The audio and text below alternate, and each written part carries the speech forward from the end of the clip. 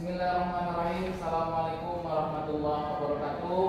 Waalaikumsalam warahmatullahi wabarakatuh. Alhamdulillah, kita masih diberikan kesehatan, kesempatan dapat melaksanakan ibadah bulan suci Ramadan ini, ibadah puasa, dan kita harus bersyukur Allah Subhanahu wa taala masih memberikan kita kesempatan. Seperti yang Bapak sampaikan, banyak saudara-saudari kita yang mungkin lagi kurang sehat, atau bahkan kita mendapat kabar ada saudara-saudari kita yang meninggal. Itu membuat hati kita sedih. Makanya jadikan bulan puasa di bulan suci Ramadan ini adalah Ramadan terakhir kita. Jadi kita harus semangat, namanya kesempatan terakhir. Kalau kesempatan terakhir itu segala bentuk usaha harus maksimal.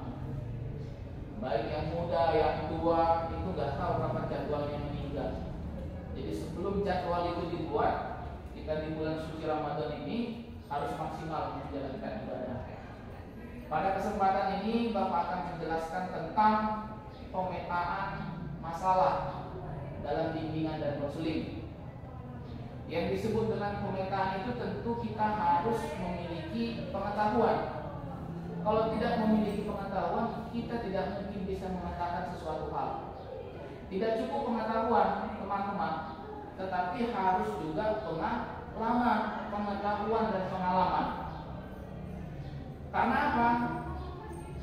Masalah itu tidak semua dikategorikan negatif, tetapi ada juga masalah yang dikategorikan positif.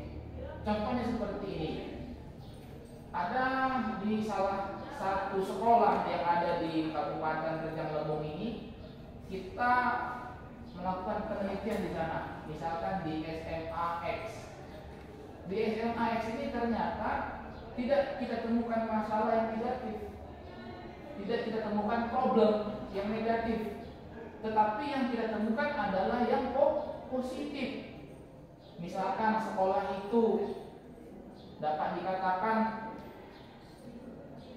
hampir tidak memiliki masalah yang sedang atau yang besar, tetapi hanya masalah kecil, dan itu bisa diselesaikan segera.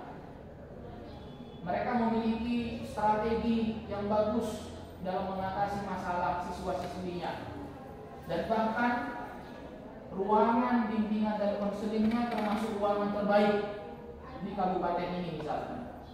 Jadi yang kita ambil itu apa?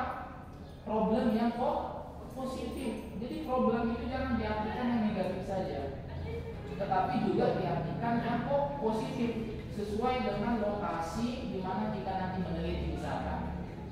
Makanya sangat penting pengetahuan dan pengalaman untuk melakukan pemetaan, apalagi pemetaan dalam bimbingan dan konseling. Jadi yang pertama, apa yang harus kita lakukan teman-teman semua ketika kita menyusun proposal penelitian, karena ini adalah seminar konseling, itu teman-teman semua harus membuat proposal. Ya walaupun tidak bentuk proposal, yang minimal bentuknya adalah mini riset. Apa yang disebut dengan mini riset? Ya harus ada pendahuluan, harus ada kajian teorinya, sampai dengan metodologi yang digunakan. Tetapi pelaksanaannya ya namanya mini, waktunya mini, masalahnya mini, semuanya mini. Nah itu nanti harus dilakukan teman-teman semua. Jadi yang pertama, teman-teman akan membuat proposal mini riset.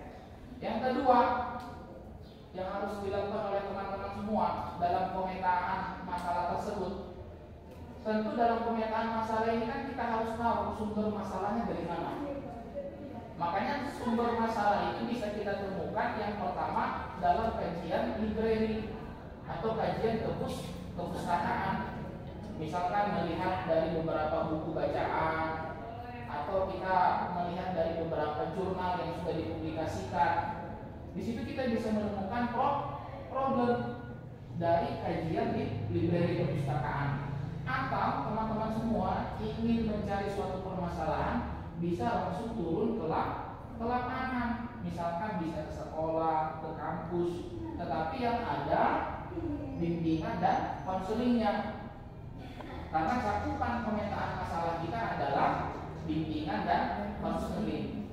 Selanjutnya teman-teman semua, yang ketiga ya. Yang ketiga yang harus dilakukan teman-teman semua ketika menyusun proposal mini riset itu harus sesuai dengan data. Kalau tadi kajiannya library harus sesuai dengan data problem teori yang ditemukan teman-teman di buku, di jurnal, dan lain sebagainya. Kalau kajiannya lapangan, ya teman-teman semua harus menemukannya di lapangan tadi, apakah di sekolah, di kampus. Data itu harus ada. Tentu bagaimana cara kita mengumpulkan data, tetap harus pakai metodologi. Metodologi yang digunakan itu secara sederhana bisa menggunakan metodologi dengan pendekatan kualitatif. Pendekatan kualitatif, apa instrumen yang digunakan? Bisa menggunakan observasi. Observasi itu apa? Pengamatan. Atau bisa menggunakan wawancara sampai dengan mengumpulkan dokumen. Dokumentasi itu bisa berbentuk rekaman suara, bisa berbentuk foto dan lain sebagainya. Itu sangat penting teman-teman semua. Kalau orang meneliti berarti cari data. Setelah data dicari, olah data. Setelah data diolah, apa yang harus dilakukan? Tampilkan data. Jadi Bapak harap dalam seminar konseling ini nanti teman-teman semua itu menampilkan data yang teman-teman dapatkan, baik dia kajian di perpustakaan atau ke lapangan. Jangan tampilkan jangan tampilkan teori yang banyak tapi datanya ada. Jangan tampilkan banyaknya teori misalkan. Hanya ditampilkan teori, tetapi tidak ditampilkan datanya. Maksud apa? Tidak ditampilkan olahan datanya. Yang disebut olahan data itu apa? Harus pakai analisis kita. Ya nggak mungkin lah ngolah data, misalkan cuman comot sana, comot sini, gabung sana, gabung sini. Ya itu namanya bukan mahasiswa, namanya itu lagi. Yang disebut dengan olah data itu analisis.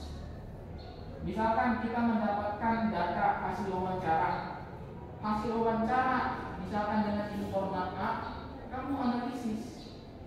Analisisnya pakai apa? Pakai teori yang ada. Jadi bukan nempel-nempel teman-teman, karena kan Bapak lihat di tempelnya ada, dicomotnya sini, dipindahkannya ke sini ya kan? Kira-kira habis bahan dikopinya lagi, dicomotnya di sini, ditempelnya di sini. Sehingga apa yang terjadi? Keaslian atau otentik dari karya kita itu kurang. Makanya Bapak harapkan, ingat tadi yang nomor apa nih kan? Nomor 3 ya? Nomor 3 tadi apa? Harus sesuai data dan kemampuan olah data. Kalau memang teman-teman semua basicnya adalah kuantitatif, ya bisa menggunakan sebaran angket. Sebaran angket bisa digunakan olah datanya dengan sederhana. Tergantung minat riset kita di mana. Dan terakhir, setelah tadi pendahuluan, kemudian teori, metodologi, yang terakhir apa? Temuan dan pembahasan, tetapi secara mini. Karena kan risetnya kan dilakukan hanya satu minggu. Misalkan, ya minggu depan siapa yang tampil? Ya teman-teman selama seminggu itu ya riset. Risetnya di mana? Bisa dari kajian pustaka atau turun langsung ke lapangan. Itulah pembahasan kita pada hari ini dalam kajian pemetaan masalah konseling. Kita ulangi yang pertama tadi apa? Yang pertama tadi itu pendahuluan. Apa? Iya, yang pertama itu siapkan proposal mini riset berdasarkan pengetahuan dan pengalaman. Yang kedua, ingat harus mengetahui sumber masalah. Bisa tadi dari kajian library yang Bapak bilang, dari buku, dari jurnal, atau dari lapangan. Yang ketiga, Tidak sesuai dengan data dan kemampuan dalam data. Harus sesuai dengan data yang didapat dan kemampuan dalam mengolah data tersebut. Jadi insya Allah minggu depan kita sudah mulai penampilan proposal mini riset dari teman-teman semua dan diseminarkan. Siapa pengujinya? Saya. Ya. Nanti moderatornya siapa, pembahasnya siapa dari teman-teman semua. Nanti secara teknis kita bicarakan. Bapak pikir ini kajian Ramadan akademik pada kesempatan hari ini. Nanti setelah ini nanti kita bahas. Terima kasih, tetap semangat puasanya. Assalamualaikum warahmatullahi